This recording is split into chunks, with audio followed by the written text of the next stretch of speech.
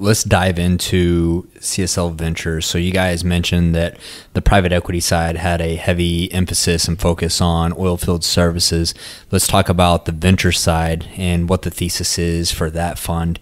What type of technologies you guys are looking for? You know, are you looking for software? Are you looking for, you know, physical downhole products? So whichever one of you wants to take the lead and kind of tell us what the thesis is for the fund and what you guys are looking for in terms of technology. Absolutely. Let me take the lead, and I don't know if you can fill in.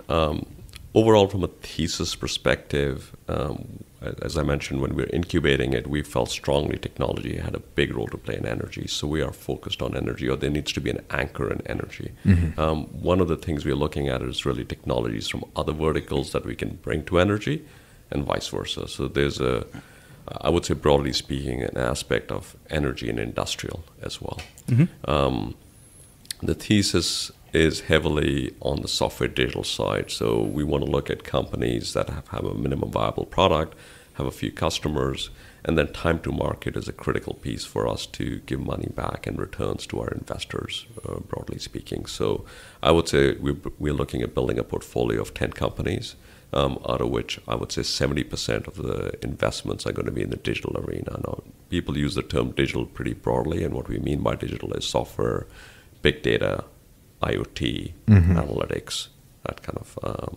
And because we're in the physical world, we can't do everything just from software. We also want to make 30% of the portfolio in hardware technologies, material science, chemistry, and we're using the term energy broadly. So we want to look at energy storage and grids as well.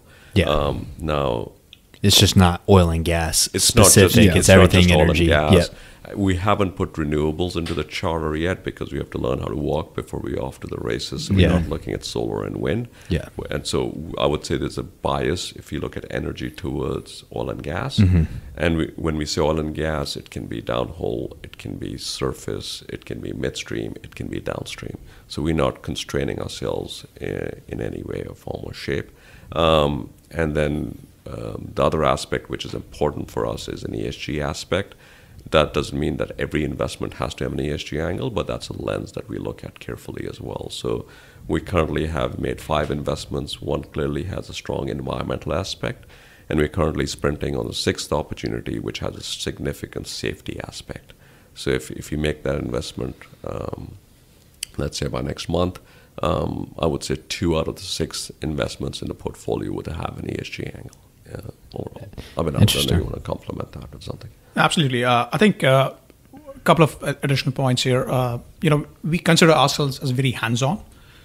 So we always want to lead around as much as possible and set the terms, take up a board seat, be very actively involved. Because, unlike on the private equity side, venture capital side, you're literally sitting on the back seat and giving the car keys to the entrepreneur. So we want to be very much involved in helping them grow the business. The other piece I would like to mention is in terms of our check size, where we like to play is, if you go to our website, it says all the way from seed to Series B. And Series A-ish is where our sweet spot is. Want to try to be one of the first institutional capitals coming into a company. A typical check size on average is around 2 million on the first, and our rule of thumb is we want to preserve dry capital for follow-on rounds, because since we are coming in early, we expect 2, if not 3 more rounds of subsequent follow-on financing.